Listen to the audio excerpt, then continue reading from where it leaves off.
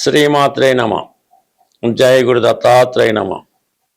ఈ వీడియోలో మనం ధనుస్సు రాశి వారికి ఏప్రిల్ 19 నుంచి 25 మధ్యలో జరగబోయే వారఫలాలు పరిశీలించినప్పుడు మరి ధనుస్సు రాశి వారికి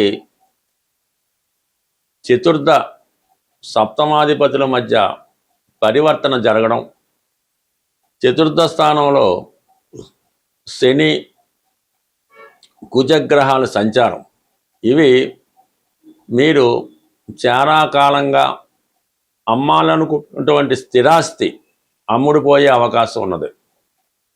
అలాగే మీ యొక్క వ్యాపార వ్యవహారాలు ఒక చోట నుంచి మరొక చోటకు మార్చాలనే మీ ప్రయత్నం కానీ, కొత్తగా ఏదైనా ఒక బ్రాంచ్ ఆఫీస్ లాంటిది వేరే చోట ప్రారంభించాలనే మీ యొక్క ఆశయం ఈ సమయంలో నెరవేరే అవకాశం ఉన్నది.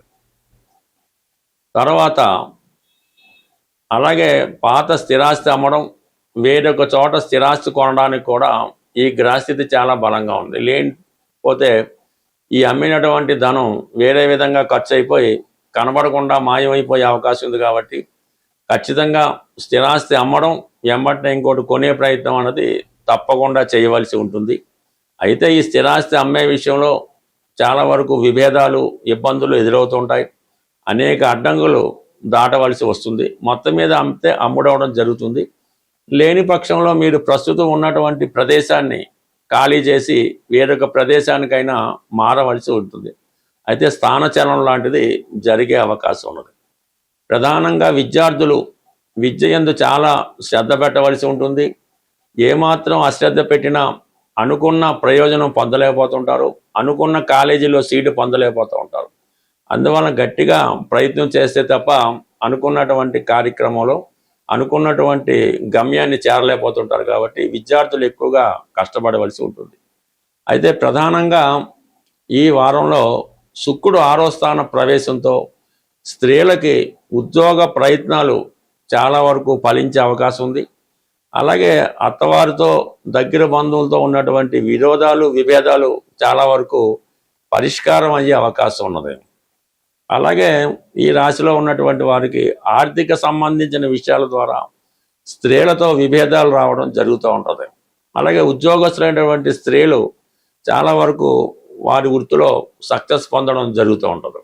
ఇక ప్రధానంగా వివాహ విషయంలో పెళ్లి సంబంధాలు చూస్తున్న వాళ్ళు ఈ ఏదో ఒక సంబంధం కుదుర్చుకొని అది జరుగుతుందనుకున్న క్షణంలో వేరొక సంబంధం వచ్చి సెటిల్ అవ్వడం జరుగుతూ ఉంటుంది. ఏదైనా నిర్ణయం తీసుకోవడం మీదే ప్రధాన విషయం అవుతూ ఉంటుంది. అందువలన ఏంటంటే వివాహ ప్రయత్నాలు చేస్తున్న వాళ్ళు ఏదైనా వివాహ సంబంధం వచ్చినప్పుడు పెద్దగా డిలే చేయకుండా వెంబటనే నిశ్చితార్థమో పెళ్ళో చేసుకుంటే తప్ప ఈ విధంగా ఈ సంబంధాలు తారుమారు అవడం కానీ, వచ్చినవి వెళ్ళిపోవడం కానీ జరిగే సూచనలు చాలా బలంగా ఉన్నాయి. ఇక ప్రధానంగా రవి 5వ స్థానంలో ఉచ్చస్థితిలో ఉండడం వల్ల ఎట్టి పరిస్థితుల్లో కూడా మీరు ఈ స్పెక్యులేషను, షేర్ మార్కెట్ వాటి జోలికి వెళ్ళడం అంత అనుకూలమైన విషయం కాదు. మీ యొక్క సంతాన విషయంలో ఒక శుభవార్త అన్నది మీరు ఈ సమయంలో వినే అవకాశం ఉంది. అంటే మీ పిల్లలకి ఏదైనా ఉద్యోగం రావడం కానీ, మంచి కాలేజీలో సీట్ రావడం కానీ, మంచి మార్కులతో పాస్ అవ్వడం కానీ జరిగే అవకాశం ఉంది. జీవితంలో ఏదైతే మీరు సాధించాలనుకున్నారో అది మీ సంతానం ద్వారా మీరు సాధించవలసి ఉంటుంది. మీ యొక్క కోరికల్ని మీ సంతానం నెరవేర్చడం జరుగుతూ ఉంటుంది. బట్ ఏదైనా ధనుసు రాశి వారికి వారికన్నా వారి పిల్లలు చాలా అభివృద్ధి చెందడం జరుగుతూ ఉంటుంది. సో ఏదైనా ధనుసు రాశి వారికి ఈ వారంలో కొన్ని ముఖ్యమైనటువంటి మార్పులు అటు వృత్తిరీత్యా కానీ, స్థిరాస్తి సంబంధించిన విషయాల్లో కానీ చాలా వరకు వచ్చే అవకాశం ఉంది. అలాగే కొందరు మిత్రుల్లాంటి వాళ్ళే మిమ్మల్ని మోసం చేయాలనే ప్రయత్నం చేస్తూ ఉంటారు. వారిని జాగ్రత్తగా గమనించి ఏదో విధంగా వాళ్ళని దూరం పెట్టడం అన్నది మంచిది. ఈ నెల అంటే ఏప్రిల్ 19వ తారీఖు నుంచి 14వ తారీఖు మే వరకు కూడా ఈ శుక్రగ్రహం స్వక్షేత్రమైనటువంటి వృషభ రాశిలో ఉండడం జరుగుతుంది. అయితే ఇది సహజంగా ఈ వృషభ రాశి అన్నది సహజ రాశి చక్రంలో ధనస్థానం అవుతుంది. ఆ ధనస్థానంలో ధనాధిపతి ఉన్నప్పుడు ఆర్థిక పరంగా ఎవరికైనా సరే ఏ లగ్నం వారికైనా ఏ రాశి వారికైనా శుక్రుడు స్వక్షేత్రంలో ఉన్నప్పుడు ధన సంపాదన విషయంలో చాలా అనుకూలమైన పరిస్థితులు ఎదురవుతుంటాయి. ఈ సమయంలో మీరు ఈ శుక్రుడికి సంబంధించినటువంటి పరిహారం చేసుకోవడం వల్ల మీ కుటుంబానికి వ్యక్తిగతంగా మీకు కూడా ధన సంపాదన పెరుగుతూ ఉంటుంది. కుటుంబం కూడా సౌఖ్యంగా ఉండడం జరుగుతూ ఉంటుంది. ఎటువంటి విభేదాలు ఉన్నా కూడా పరిష్కారం అవడం జరుగుతూ ఉంటుంది. దీనికి ప్రధానంగా మీరు ఏం చేయాలంటే, శుక్రవారం రోజు ఏదైనా ఒక శుక్రవారం రోజు సాయంకాల సమయంలో ఏదైనా దేవాలయంలో ఎరుపు రంగు గులాబీ పూలు ఒక 6 మంచివి చాలా ఫ్రెష్గా ఉన్నవి ఆ దేవాలయంలో సమర్పించవలసి ఉంటుంది. అది వెంకటేశ్వర స్వామి ఆలయం అయినా పర్లేదు, హనుమాన్ టెంపుల్ అయినా పర్లేదు, ఆలయంలో సమర్పించవలసి ఉంటుంది.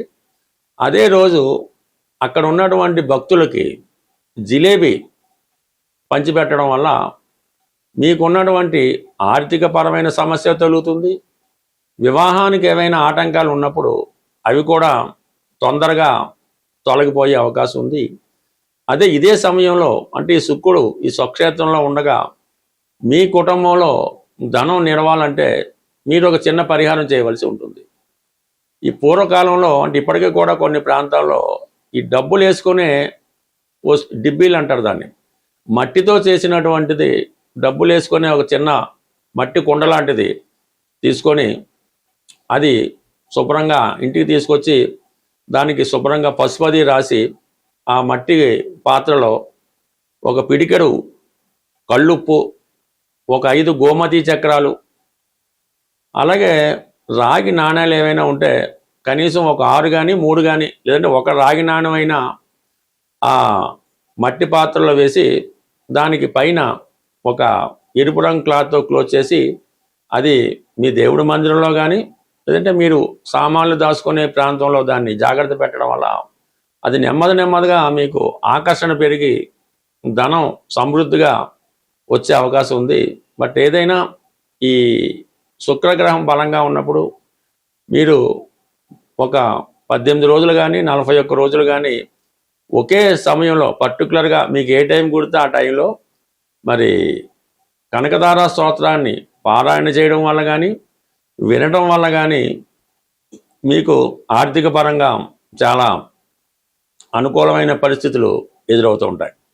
సో ఇదే సమయంలో ఎక్కువగా స్త్రీలను గౌరవించడం అంటే మీకు తల్లిగారికి కానీ పెద్దలు మీ కుటుంబ పెద్దలకు కానీ ఎవరైనా మంచి స్త్రీలకి మీరు ఈ సమయంలో వాళ్ళకి ఒక కానుకగా ఎరుపు రంగు చీర, జాకెట్టు, గాజులు, ఈ సౌభాగ్య వస్తువులు వాళ్ళకి మీరు కానుకగా ఇవ్వడం వల్ల మీకు వాళ్ళు సంతోషించినప్పుడు ఆటోమేటిక్గా మీకు ధన సమృద్ధి కూడా కలిగే అవకాశం ఉంది. బట్ ఏదైనా ఎవరి జీవితంలో అయినా మీరు ఆనందంగా సంతోషంగా ఉండాలంటే మీ ఆత్మీయులటువంటి స్త్రీలని మీ ఇంట్లో ఉన్నటువంటి స్త్రీలకి ఎటువంటి ఇబ్బంది రాకుండా వారికి ఏ లోటు రాకుండా చూసినప్పుడు ఆటోమేటిక్గా మీకు ధన సంపద పెరిగే అవకాశం ఉంటుంది, పెరుగుతుంది కూడా. స్వస్తి.